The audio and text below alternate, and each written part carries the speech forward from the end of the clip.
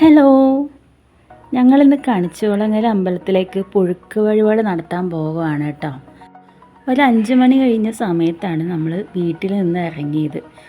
ഞങ്ങൾ ചെല്ലുമ്പോൾ തന്നെ നല്ല തിരക്കുണ്ടായിരുന്നു. ഞായറാഴ്ച ദിവസമാണ് പോയത്, പക്ഷേ വീഡിയോ വരുമ്പോഴത്തേക്കും കുറച്ച് ദിവസം കഴിഞ്ഞിട്ടുണ്ടായിരിക്കും. അപ്പം നമ്മൾ വീട്ടിൽ നിന്ന് തന്നെ പൊടിച്ചു കൊണ്ടുവന്ന ശർക്കരയും ഏലക്കയും ജീരകപ്പൊടിയൊക്കെ ചേർത്തിട്ട് പാളയംകുടം പഴവും ഇട്ട് ഒന്ന് തിരുമ്മി എടുക്കുവാണ്. ഇതിനകത്ത് നമുക്ക് വെള്ളമൊന്നും ചേർക്കാൻ പാടില്ല. ഇത് വെച്ച് തന്നെ നല്ലോണം തിരുമ്മി ഉടച്ചെടുക്കണം.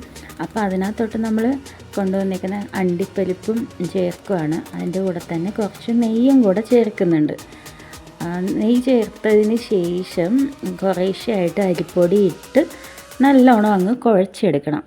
സാധാരണയായിട്ട് ഞങ്ങൾ വീട്ടിൽ നിന്ന് തന്നെ അരി കഴുകി ഉണക്കി പിടിച്ച് അതുമായിട്ടൊക്കെയാണ് വരുന്നത്. പക്ഷേ ഇത്തവണ പെട്ടെന്ന് തീരുമാനിച്ചത് കൊണ്ട് തന്നെ നമ്മൾ പാക്കറ്റ് പൊടിയാണ് കേട്ടോ ഇതിന് വേണ്ടിയിട്ട് ഉപയോഗിച്ചേക്കുന്നത്.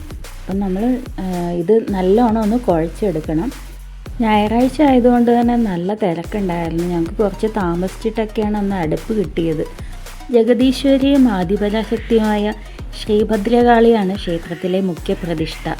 കുംഭമാസത്തിലെ തിരുവോണം നാളിലാണ് പ്രധാന ഉത്സവം നടക്കാറുള്ളത്. മിക്കവാറും ഇത് ശിവരാത്രി നാളിലാണ് വരുന്നത്. ശാരീരികമായ വൈകല്യങ്ങളും രോഗങ്ങളും മാറുന്നതിനും മറ്റ് ദുരിതങ്ങളൊക്കെ മാറുന്നതിനും വേണ്ടിയാണ് പുഴുക്ക് വഴിപാടായി നടത്തുന്നത്.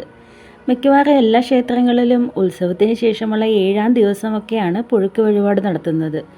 പക്ഷേ ഇവിടെ എല്ലാ ദിവസവും പുഴുക്ക് വഴിപാട് നടത്താമെന്ന പ്രത്യേകതയുണ്ട്. സാധാരണയായിട്ട് ഉണ്ട പുഴുങ്ങുന്ന സമയത്ത് തേങ്ങ ചിരണ്ടിയതും ചേർത്തിട്ടായിരുന്നു പുഴുങ്ങിക്കൊണ്ടിരുന്നത്. പക്ഷേ ഇത്തവണ കിട്ടിയ ഒരു അറിവനുസരിച്ചിട്ട് അമ്പലനടയിലേക്ക് കൊടുക്കുന്ന പുഴുക്കിനകത്ത് തേങ്ങ ചിരണ്ടിയത് ചേർക്കാൻ പാടില്ലെന്നാണത്രേ. പക്ഷേ ഇത് സത്യമാണോ എന്നൊന്നും അറിയത്തില്ല കേട്ടോ. നിങ്ങൾക്ക് ഇതിനെക്കുറിച്ച് എന്തെങ്കിലുമൊക്കെ അറിയാമെങ്കിൽ ഒന്ന് കമൻറ്റ് ചെയ്യണേ. അങ്ങനെ ആദ്യം പുഴുങ്ങിയതിനകത്ത് നമ്മൾ തേങ്ങ ചേർത്തിട്ടില്ല. അപ്പോൾ നമ്മൾ അണ്ടിപ്പരിപ്പിൻ്റെ കൂടെ മുന്തിരി ചേർക്കാൻ മറന്നിട്ടുണ്ടായിരുന്നു. അപ്പോൾ നമ്മൾ ഉരുളയാക്കി കഴിഞ്ഞിട്ട് ഓരോന്നിലും ഓരോ ഉണക്കമുന്തിരിയൊക്കെ ഇങ്ങനെ ചേർത്തിട്ടുണ്ട്. അപ്പോൾ നമ്മൾ പുഴുക്ക് ആദ്യത്തേത് കോരാനായിട്ടുണ്ട് കേട്ടോ. അപ്പോൾ നമുക്കിത് കോരിയിട്ട് റെസിപ്റ്റ് എഴുതിയിട്ട് നമുക്ക് നടയിൽ കൊണ്ടുവയ്ക്കണം. അപ്പം ഇത് കോരിക്കൊണ്ടിരിക്കുകയാണ്.